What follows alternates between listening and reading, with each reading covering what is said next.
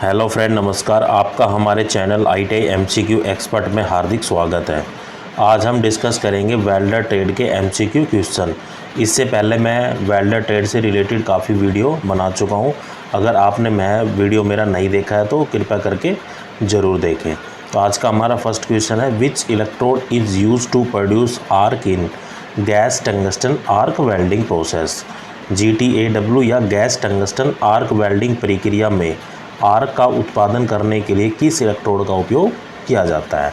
तो जैसा कि हम जानते हैं कि गैस टंगस्टन आर्क वेल्डिंग नाम से ही क्लियर है, तो इसमें जो हम इलेक्ट्रोड यूज करते हैं वो हम करते हैं टंगस्टन इलेक्ट्रोड। तो correct answer is option C. Next question is, which will not be present on the weld bead due to the use of shielding gas in TIG welding process। TIG welding जो tungsten inert gas welding प्रक्रिया में shielding gas के उपयोग के कारण weld Beed पर क्या उपस्थित नहीं होता। तो उस पर क्या होता है, जो स्लैग, अगर हम शील्डिंग गैस का उपयोग नहीं करते तो वेल्डिंग बीड के ऊपर क्या है, स्लैग जम जाते हैं। तो उन स्लैग को हटाने के लिए ही हम शील्डिंग गैस का उपयोग करते हैं टिग वेल्डिंग के अंदर। तो हमारा करेक्ट आंसर होगा option A. Next question is, which process can easily weld the thin metal. कौन सी प्रक्रिया आसानी से पतली धातु के वेल्ड कर सकती है। तो ऐसी कौन सी वेल्डिंग है जिसके अंदर हम जो पतली मेटल होती है, धातु होती है या थिन मेटल को हम वेल्ड कर सकते हैं। तो वो होती है टंगस्टन आर्क वेल्डिंग। तो टंगस्टन आर्क वेल्डिंग की सहायता से हम पतली धातुओं को आसानी से वेल्ड कर सकते हैं। तो correct answer is option B. Next question is, why argon gas is use in shielding in welding of stainless steel welding in TIG welding process. TIG stand for tungsten inert gas. तो TIG welding प्रक्रिया में stainless steel welding की welding में argon gas का उपयोग क्यों किया जाता है। तो आर्गन गैस, जैसे हम ये बताया कि जो इनर्ट गैस होती है वो प्रोटेक्ट करती है वेल्ड बीड को। इनर्ट गैस जैसे हीलियम, हाइड्रोजन, नियोन, आर्गन, ये क्या होती है कि गैस किसी भी गैस के साथ या किसी भी दूसरे कंपोनेंट के साथ कोई रिएक्शन नहीं करती। मतलब इनर्ट गैस क्या है कि उनका एक न्यूट्रल या निष्क्रिय नेचर होता है। तो यहाँ हमारा करेक्ट आंसर होगा option A, inert gas protect the weld. जो निष्क्रिय गैस वेल्ड की रक्षा करती है। तो correct answer is option A.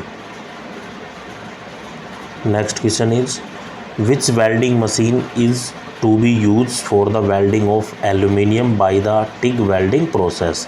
TIG welding प्रक्रिया द्वारा एल्यूमिनियम की वेल्डिंग के लिए किस वेल्डिंग मशीन का उपयोग करते हैं। तो जब हम टिग वेल्डिंग प्रोसेस के द्वारा जब एल्यूमिनियम मेटल की जब वेल्डिंग की जाती है वो की जाती है अल्टरनेटिंग करंट वेल्डिंग मशीन या AC वेल्डिंग मशीन के द्वारा की जाती है। तो ये हमारा करेक्ट आंसर होगा option A. Next question is, what is the defect cause by high current in TIG welding. TIG welding में उच्च करंट के कारण क्या दोष उत्पन्न होता है। जब हम टिग वेल्डिंग कर रहे होते हैं, अगर हम करंट को हाई कर देते हैं तो हाई करंट की वजह से क्या है कि मटेरियल वो ज़्यादा पिघलेगा, तो अंडरकट का खतरा रहता है। तो जो अंडरकट जो डिफेक्ट होता है वो जनरेट होता है यदि करंट की मात्रा हमारी हाई है। तो correct answer is option C. Next question is, what is the defect while TIG welding if the current is too लो।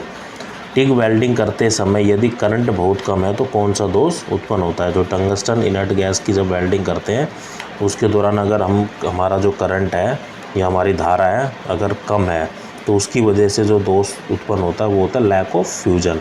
मतलब उसको प्रॉपर टेम्परेचर या हीट नहीं मिल पा रही ताकि वो पिघल सके। तो इससे क्या है कि फ्यूजन की कमी होगी, लैक ऑफ फ्यूजन होगा। तो correct answer is option D. Next question is, what is right about DCRP electrode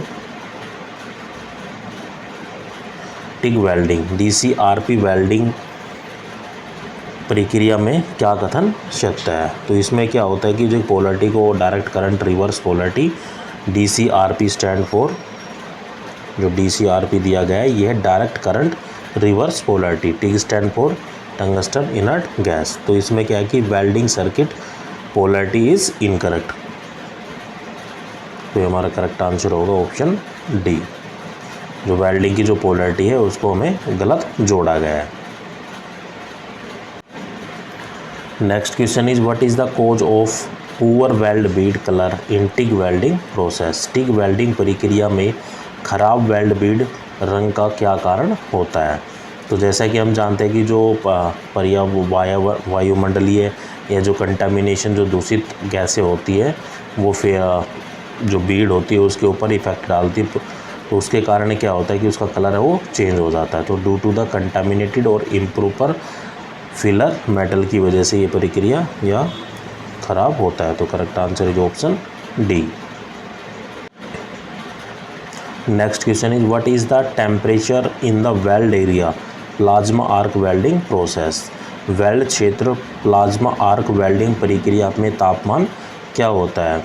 तो टेम्परेचर की जो रेंज होती है या वेल्डिंग एरिया जहाँ पर हम प्लाज्मा आर्क वेल्डिंग प्रोसेस कर रहे हैं, तो वो जो टेम्परेचर की रेंज होती है वो होती है 15,000 केल्विन से 20,000 केल्विन तक।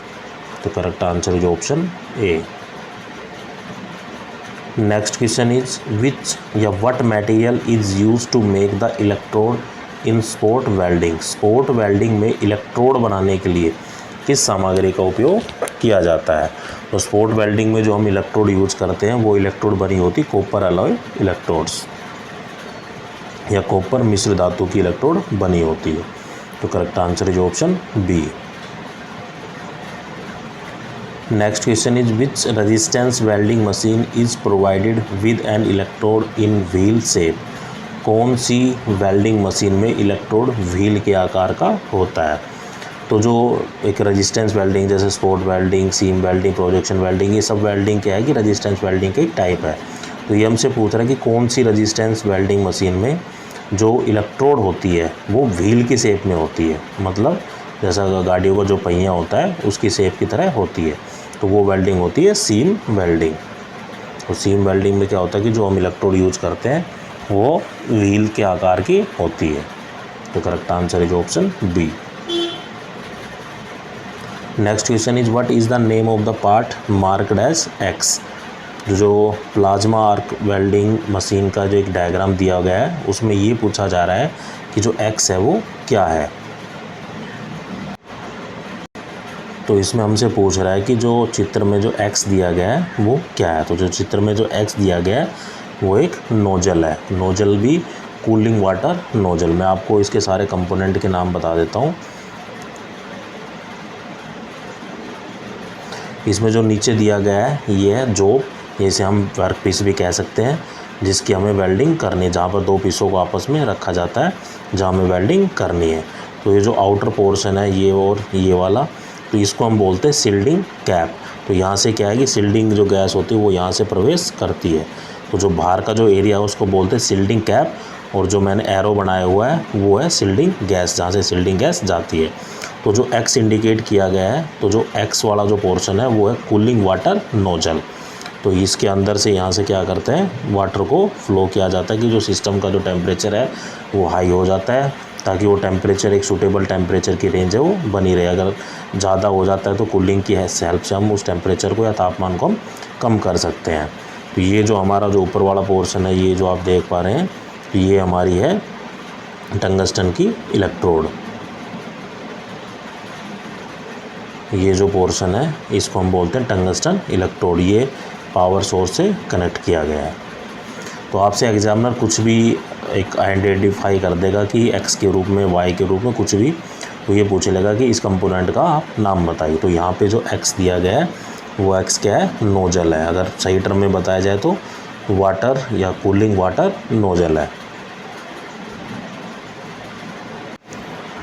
इसी क्रम में हमारा जो नेक्स्ट क्वेश्चन है उसमें भी पूछा गया है कि what is the name of the part mark as X in the plasma arc welding. जो प्लाज्मा आर्क वेल्डिंग में जो एक्स है वो क्या है। तो मैं सारे कंपोनेंट के नाम आपसे बता चुका हूँ। तो एक्स क्या है, टंगस्टन इलेक्ट्रोड है। तो ये जो एक्स है ये क्या है, टंगस्टन के इलेक्ट्रोड है। तो ये हमारा करेक्ट आंसर होगा ऑप्शन सी। इलेक्ट्रोड भी कह सकते हैं या टंगस्टन की इलेक्ट्रोड, क्योंकि ये टंगस्टन की बनी होती है इसलिए हम इसको बोलते हैं tungsten electrode. Next question is what is the name of the part marked as X in the spot welding machine. तो एक स्पोर्ट वेल्डिंग मशीन का चित्र दिया गया है, इसमें हमसे ये पूछ रहा है कि जो एक्स है वो क्या है। तो इसमें मैं आपको सारे ही पॉइंटों के नाम बता देता हूँ कि इसमें सभी पोर्शन के नाम है वो क्या है। तो इस तरफ आप देखोगे तो ये जो है ये हमारा फुट पैडल भी बोल देते हैं इसको, फुट पैडल है जिसके द्वारा ये मशीन ऑपरेट होती है। इसमें ये जो ऊपर और नीचे हैं ये दोनों, ये हैं इसकी इलेक्ट्रोड्स, और ये जो रखा गया है इस वाले बीच में, दो इलेक्ट्रोडों के बीच में वर्क पीस को रखा गया है जिसकी हमें वेल्डिंग करनी है। तो ये क्या है कि हमारी दोनों इलेक्ट्रोड है, इलेक्ट्रोड के बीच में क्या है वर्क पीस को रखा गया है। तो इसको हम बोल देते हैं जो वेल्डिंग इलेक्ट्रोड की अपर आर्म, इसको हम बोल देते हैं लोअर आर्म, मतलब एक ऊपर की आर्म एक नीचे की आर्म। तो और ये वाला जो पोर्शन है जिसके अंदर इलेक्ट्रोड को घुसा जा रहा है इसको हम बोलते हैं इलेक्ट्रोड होल्डर, एक ऊपर भी है एक नीचे भी है। तो अभी तक मैंने क्या बताया कि ये जो पोर्शन है ये तो इसका फुट पैडल बोलते हैं इसको, ये इसकी लोअर आर्म होगी, ये इसकी अपर आर्म होगी। दोबारा बता देता हूँ आपको, ये तो इसका पैडल है, ये इसकी लोअर आर्म है, ये इसकी अपर आर्म है। इसमें ये जो पोर्शन है ये वाली जो खड़ी आपको दिखाई दे रही ये क्या है इलेक्ट्रोड है। इन दोनों के बीच में जो रखा गया है ये वर्क पीस को रखा गया है। और ये क्या है कि जहाँ पे इलेक्ट्रोडों को अटैच किया गया है ये जो पोर्शन है इलेक्ट्रोड होल्डर, जहाँ पे इलेक्ट्रोड को लगाया गया है। बाकी आगे ये जो पोर्शन आपको डॉटेड दिखाई दे रहा है ये है ट्रांसफॉर्मर। ट्रांसफॉर्मर में दो तरह की कॉइल होती है, प्राइमरी कॉइल और सेकेंडरी कॉइल। ये जो वाला पोर्शन है ये एयर सिलेंडर, ये जो अंदर दिखाया गया है ये करंट को रेगुलेटर या करंट रेगुलेटर जिसके द्वारा हम करंट को घटाया बढ़ा सकते हैं। और ये है एयर वाल्व, जैसे जितनी एयर की हमें ज़रूरत पड़ती है तो उतनी हम एयर सर्किट के अंदर ले जाएंगे, अदरवाइज वाल्व को बंद कर देंगे, मतलब यहीं से ऑन और ऑफ कंडीशन होता है या ओपन या क्लोज होता है। इसके ऊपर जो ये आप सी की फॉर्म में देख पा रहे हैं ये है सेकेंडरी फ्लेक्सिबल कंडक्टर, और ये जो ऊपर एक्स जो पोर्शन है ये बताया गया है रोकर आर्म। तो हमसे यही पूछा गया है कि जो एक्स है वो क्या है, तो एक्स क्या है, एक रोकर आर्म है। तो इसी क्रम में आपसे कोई भी डायग्राम के अंदर किसी पॉइंट को इंडिकेट करके ये पूछ सकता है कि ये क्या है। तो लगभग मैंने सभी कंपोनेंटों के नाम आपको बता दिए। दो चीज़ आपको और बता देता हूँ मैं, एक जो डिस्टेंस होती है जो इलेक्ट्रोड के इस वाले पोर्शन से लेकर मशीन के इस पोर्शन तक, तो इसको हम बोलते हैं थ्रोट डेप्थ, इसको हम बोलते हैं throat depth.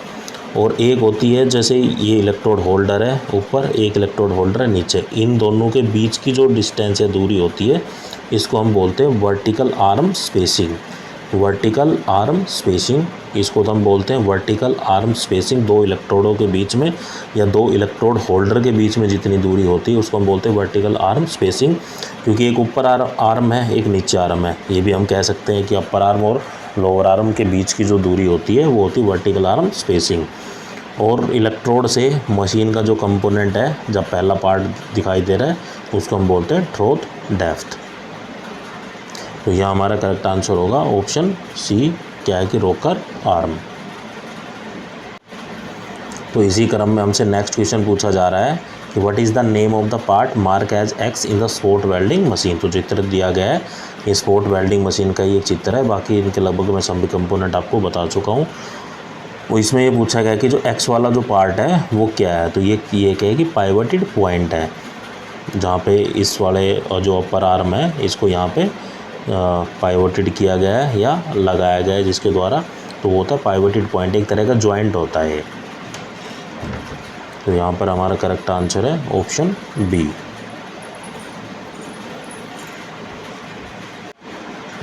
Next question is what is the name of the part mark as X in the spot welding. तो स्पोर्ट वेल्डिंग में जो एक्स वाला जो पार्ट है वो क्या है, कि मैं आपको पहले बता चुका हूँ, ये क्या है कि एयर सिलेंडर है। तो ये हमारा करेक्ट आंसर होगा option A. Next question is which welding process affect weld joint under heavy pressure with supply cut off. किस वेल्डिंग प्रक्रिया के प्रभाव से ज्वाइंट पर भारी दबाव पड़ता है जिससे सप्लाई कट जाती है, तो उसको हम बोलते हैं फ्लैश बट वेल्डिंग। तो फ्लैश बट वेल्डिंग में क्या होता है कि जो प्रक्रिया के अभाव से ज्वाइंट पर भारी दबाव पड़ता है, जिससे सप्लाई क्या है कि कट ऑफ हो जाती है। तो यहाँ करेक्ट आंसर होगा option A. Next question is which resistance welding process produce a bulge at a welding joint. Welding जोड़ पर कौन सी प्रतिरोध वेल्डिंग प्रक्रिया एक उभार पैदा करती है। तो जो फ्लैश वेल्डिंग होती है या फ्लैश बट जो रेजिस्टेंस वेल्डिंग प्रोसेस है produce a bulge at a weld joint. तो correct answer is option A. Next question is what is the angle of offset tip electrode use in spot welding. Spot welding में प्रयुक्त offset tip electrode का जो कोण है वो कितना होता है। तो स्पॉट वेल्डिंग में जो ऑफसेट कोण होता है इलेक्ट्रोड का वो होता है 30 डिग्री। तो correct answer is option A. Next question is which electrode is movable in spot welding. Spot welding में कौन सा इलेक्ट्रोड घूमने वाला होता है। तो स्पॉट वेल्डिंग में जो अपर आर्म होती है वो एक तरीके से घूमती है, जो लोअर आर्म होती है वो फिक्स होती है। तो यहाँ करेक्ट आंसर होगा ऑप्शन सी, अपर इलेक्ट्रोड या ऊपरी electrode. Next question is which electrode is use in plasma arc welding. Plasma arc welding में किस तरह की इलेक्ट्रोड का उपयोग किया जाता है। तो प्लाज्मा आर्क वेल्डिंग में हम टंगस्टन इलेक्ट्रोड का हम उपयोग करते हैं। तो यहाँ करेक्ट आंसर होगा option C. Next question is which welding process where a nugget is form in weld joint. Weld joint में वेल्डिंग प्रक्रिया किस नगेट का निर्माण करती है। तो जो स्पॉट वेल्डिंग जब हम प्रोसेस करते हैं उसमें क्या है कि नगेट फॉर्म होता है इन द वेल्डिंग जॉइंट। तो करेक्ट आंसर इज ऑप्शन सी।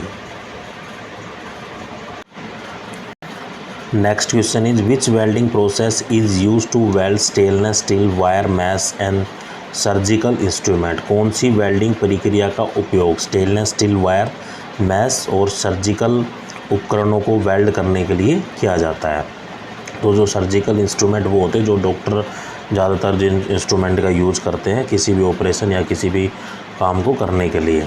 तो जो वेल्डिंग जो प्रक्रिया का उपयोग स्टेनलेस स्टील वायर और सर्जिकल इंस्ट्रूमेंट को वेल्ड करने के लिए किया जाता है वो होती है माइक्रो प्लाज्मा आर्क वेल्डिंग। तो हमारा करेक्ट आंसर होगा option C. Next question is which process is use to cut the stainless steel metal. Stainless steel धातु को काटने के लिए किस प्रक्रिया का उपयोग किया जाता है। तो जनरली हम स्टेनलेस स्टील की जो धातु होती है या मेटल होती है उसको काटने के लिए हम प्लाज्मा आर्क कटिंग प्रोसेस का उपयोग करते हैं। तो हमारा करेक्ट आंसर होगा option A. Next question is which gas is suitable for welding of stainless steel nickel alloy by plasma arc welding. Plasma arc welding द्वारा स्टेनलेस स्टील निकल मिश्र धातु की वेल्डिंग के लिए कौन सी गैस है वो उपयुक्त की जाती है। तो जनरली जो प्लाज्मा आर्क वेल्डिंग में हम जब वेल्डिंग करते हैं कार्बन स्टील की या निकल अलॉय की तो उसमें जो हम गैस यूज करते हैं वो होती है हाइड्रोजन गैस। हमारा करेक्ट आंसर होगा option C. Next question is which gas is suitable for welding of carbon steel and titanium by the plasma arc welding process. Plasma arc welding प्रक्रिया द्वारा carbon steel और titanium की welding के लिए कौन सी gas उपयुक्त होती है। तो जनरली जो आर्गन गैस होती है वो प्लाज्मा आर्क वेल्डिंग प्रोसेस के अंदर हम करते हैं जब हम कार्बन स्टील और टाइटेनियम की हम वेल्डिंग करते हैं उन प्रोसेस के दौरान की जाती है। तो correct answer is option C, argon gas. Next question is which is the process to attain full penetration of weld in 10 mm stainless steel. 10 millimetre stainless steel में वेल्ड की पूर्ण पेनिट्रेशन प्राप्त करने की प्रक्रिया कौन सी है।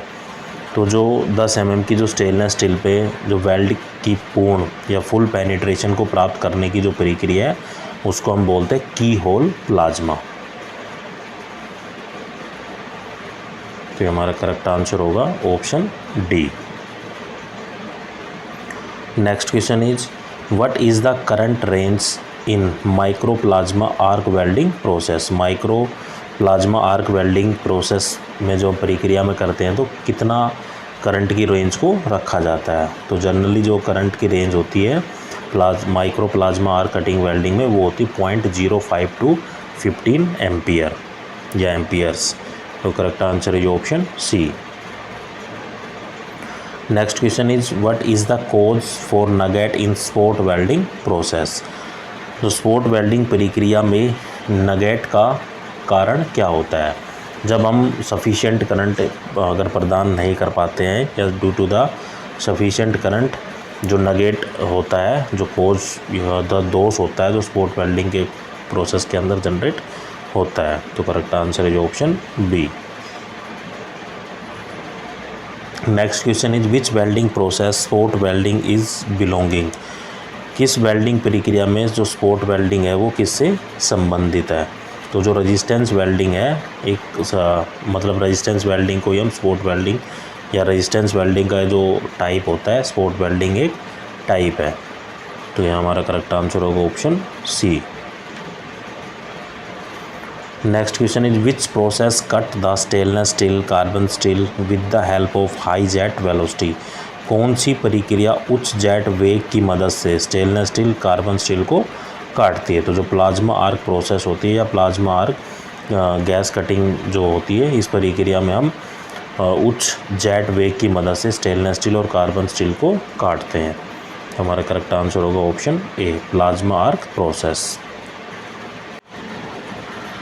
Next question is what is the purpose of metal built up on the worn out metal part. घिसे हुए धातु के भागों पर धातु के निर्माण करने का क्या उद्देश्य होता है। अगर कोई चीज़ ख़राब हो जाती है तो हम उसको रिपेयर करके एक तरीके से नए रूप में हम उसको उपयोग में लाते हैं। तो to make them good as new and obtain the require properties.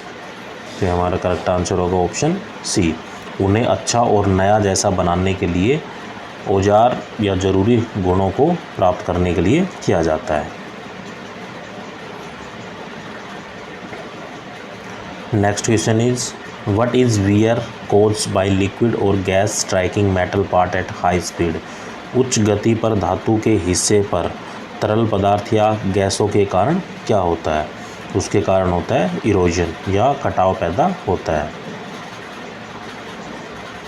Correct answer is option D.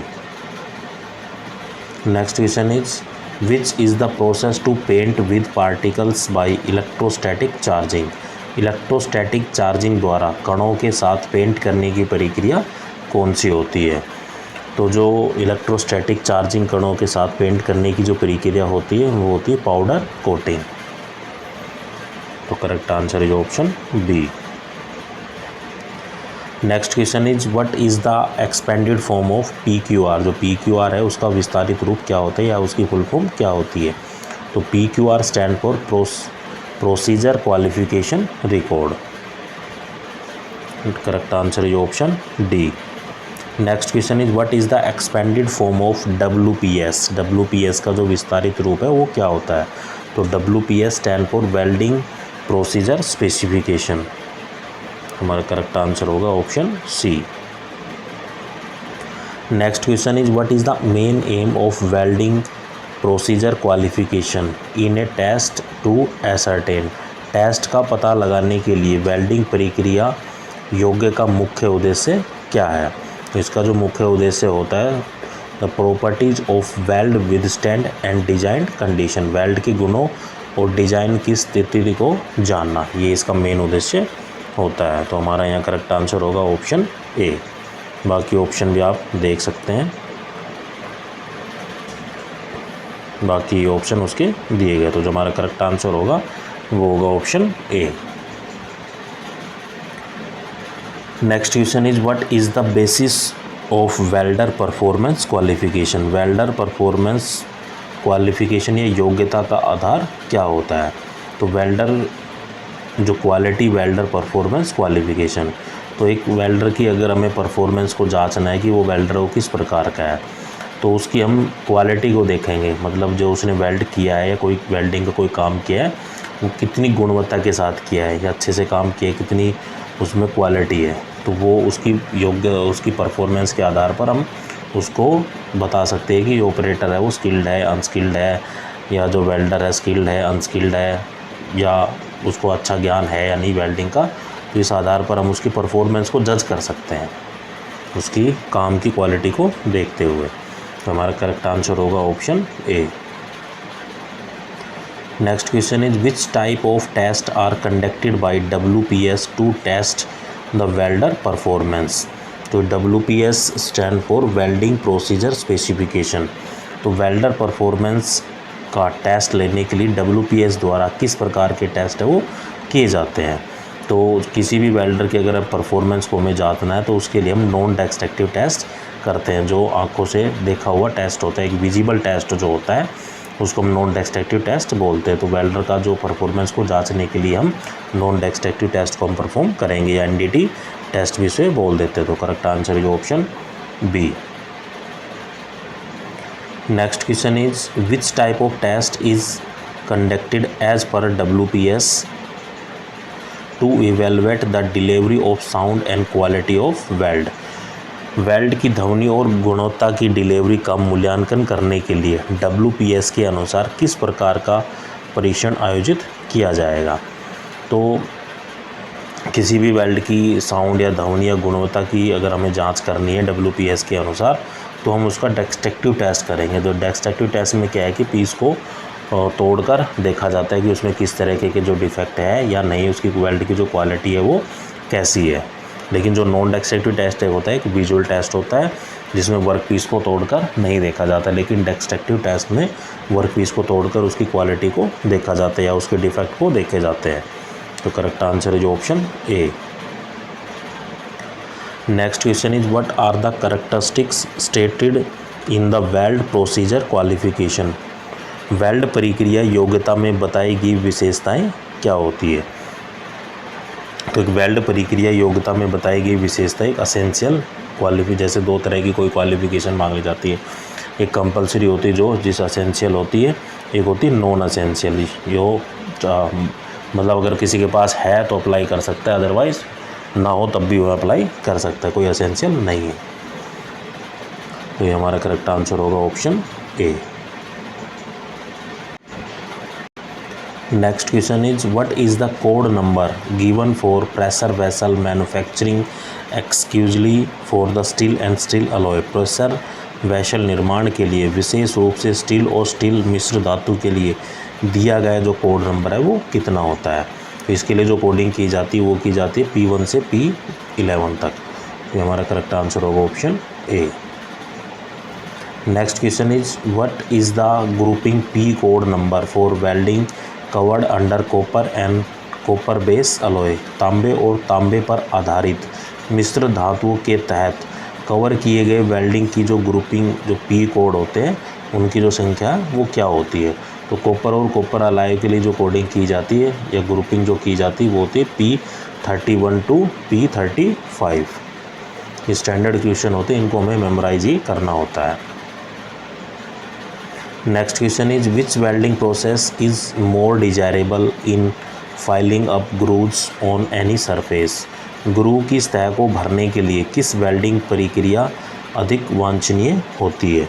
तो जो वेल्डिंग प्रोसेस जो मोर डिजायरेबल होती है ग्रूव को भरने के लिए या किसी सरफेस को भरने के लिए वो होती है ऑक्सी एसिटिलीन वेल्डिंग मेथड। तो ऑक्सी एसिटिलीन जो वेल्डिंग का जो माध्यम होता है या विधि होती है ज़्यादातर ग्रुप्स को फिल करने के लिए उपयोग में लाई जाती है। ये हमारा करेक्ट आंसर होगा option B. Next question is which one of the following method is not related to the surfacing metal. निम्नलिखित में से कौन सी विधि जो सरफेसिंग मेटल से संबंधित नहीं है। तो जो ग्राइंडिंग मेथड है या ग्राइंडिंग जो विधि है वो सरफेसिंग जो मेटल से रिलेटेड है वो नहीं है। Next correct answer is option B. Next question is what is the post heated temperature of plain carbon steel. Plain carbon steel का पोस्ट हीटेड तापमान है वो कितना होता है। तो प्लेन कार्बन स्टील का जो पोस्ट हीटेड तापमान या टेम्परेचर होता है वो होता है 100 to 300 डिग्री सेल्सियस। तो करेक्ट आंसर होगा option A. Next question is what is the purpose of metal built up process on a worn metal. वोन मेटल पर धातु निर्माण प्रक्रिया का उद्देश्य क्या है। तो वोन आउट होता है जो कोई पीस ख़राब हो गया हो तो उसको लिए हमें क्या करेंगे उसको सुधार सकते हैं ऐसा बना सकते हैं as a new product. So to built out, जब to built worn out the product made new, घिसे पिटे उत्पाद को नया बनाने के लिए इस्तेमाल में किया जाता है। तो correct answer is option B. Next question is what should be the electrode angle while building up worn out shaft. Worn out shaft के निर्माण के दौरान इलेक्ट्रोड कोण है वो कितना होना चाहिए। तो वोर्न आउट शाफ्ट के निर्माण के दौरान जो इलेक्ट्रोड का जो कोण होता है वो होता है 70 to 80 डिग्री। तो correct answer is option C. Next question is which method is suitable for surfacing the metal part and for high quality of weld and high deposition rate. धातु के हिस्सों को सरकाने और वेल्ड की गुणवत्ता और उच्च जमाव दर के लिए कौन सी विधि उपयुक्त होती है। तो इसके लिए जो मोस्ट सुटेबल जो वेल्डिंग की जाती है वो होती है सबमर्ज आर्क वेल्डिंग। तो हमारा करेक्ट आंसर होगा option D. Next question is which method is suitable for surfacing method to have smooth and thin layer. कौन सी विधि सरफेसिंग विधि के लिए चिकनी और पतली परत के लिए उपयुक्त होती है। तो जो प्लाज्मा जो वेल्डिंग होती है वो उसमें क्या है कि जो एक ऐसी विधि है जिसमें सरफेसिंग विधि के लिए चिकनी और पतली परतों के लिए बहुत ही उपयुक्त होती है। तो correct answer is option C. Next question is which method surfacing can be done in any position और इन एनी लोकेशन। कौन सी विधि द्वारा सरफेसिंग किसी भी स्थिति या किसी भी स्थान पर की जा सकती है। तो जो शिल्डिंग मेटल आर्क वेल्डिंग होती है उसकी जो सरफेसिंग है हम किसी भी पोजीशन और किसी भी लोकेशन पर हम कर सकते हैं।